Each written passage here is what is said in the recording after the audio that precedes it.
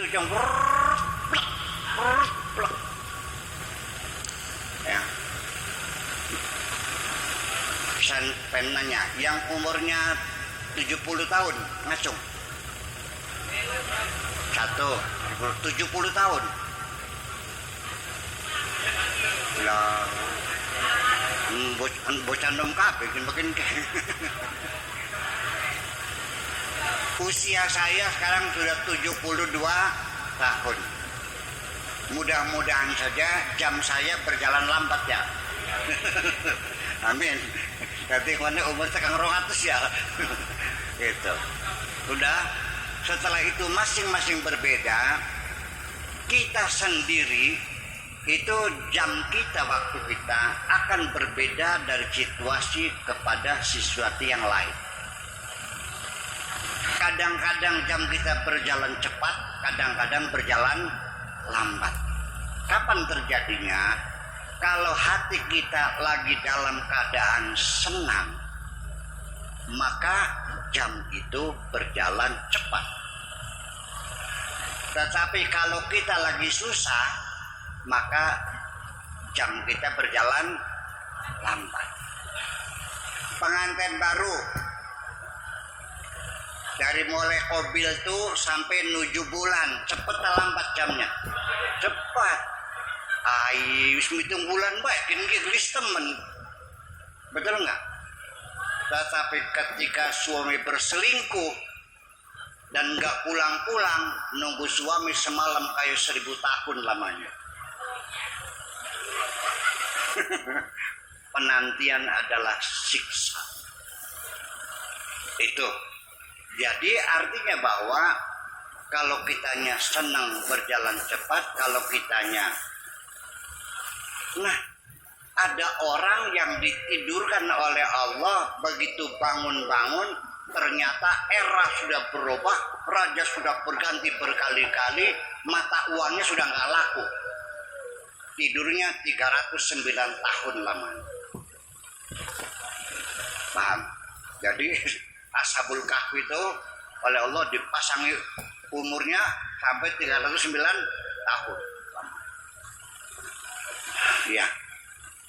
Dan banyak orang-orang yang dikasih waktu istimewa sampai sekarang belum mati, tapi tidak semua.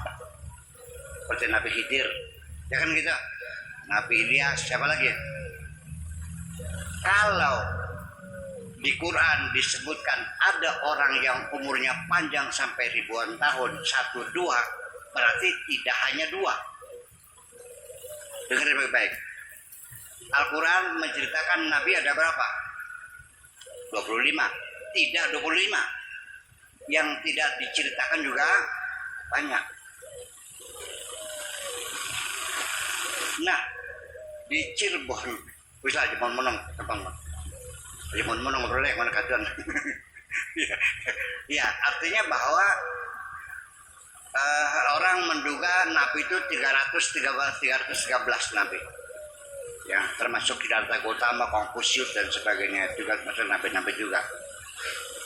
Tapi yang penting ibu sekalian, bahwa ternyata kita sendiri memahami waktu ini. Pernah nggak ibu-ibu keluar dari waktu? Ada waktu, the black hole tuh orang masuk dalam waktu. Saya mau cerita ini. Persayang silakan, enggak juga udah ada ya. Karena saya mengalaminya. Saya mau cerita dulu. Jam 8 malam saya ada di Bekasi Barat. Belum ada jalan tol. Belum. Masih jalan yang macet menurut tiap hari tuh. Dapat telepon dari sumber. Terus jangan-jangan di daerahnya Pasar Mas. di Sendang. Halo Pak Kiai, sudah sampai mana ini? Maksudnya apa? Malam ini kan pengajian. Loh, di mana? Di Sumber. Sekarang? Iya. Ini sudah jam 8, kita jam 9 mulai. Lah, saya di Bekasi.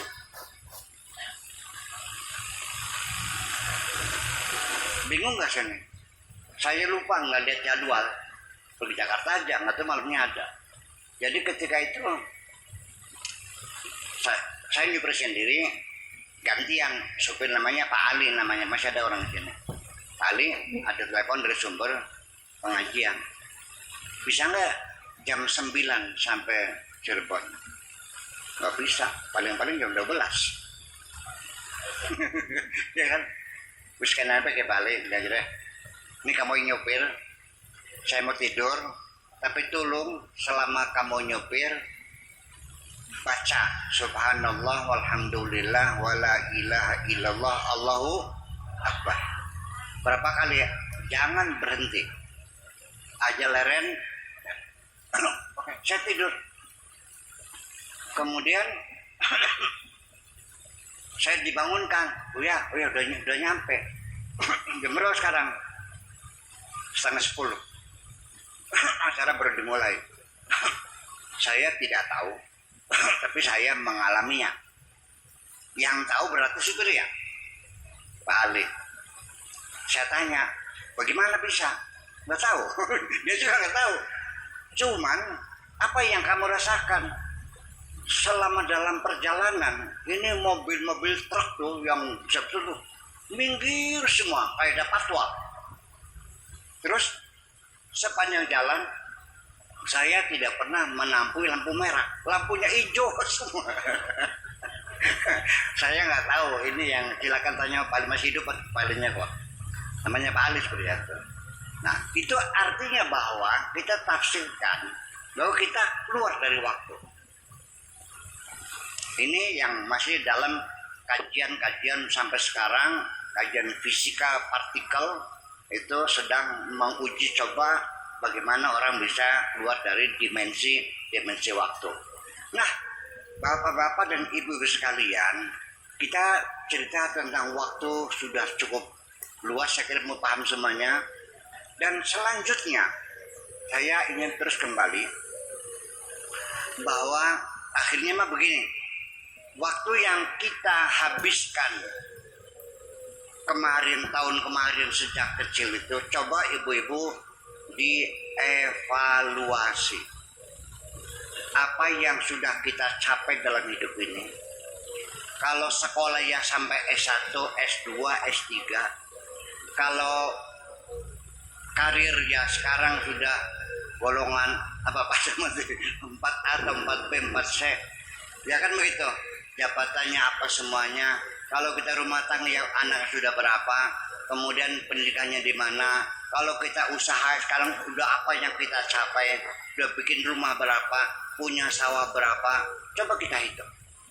Kemudian kebaikan-kebaikan apa yang sudah kita lakukan, berapa anak yatim kita kasih makan, berapa rumah orang jompo yang kita dandani, berapa fakir miskin kita makan, sok hitung dulu semua. Sebelum nanti Allah menghisab dirimu, hisablah dirimu sekarang, mumpung belum menghadap Allah. Setuju? Yuk kita coba.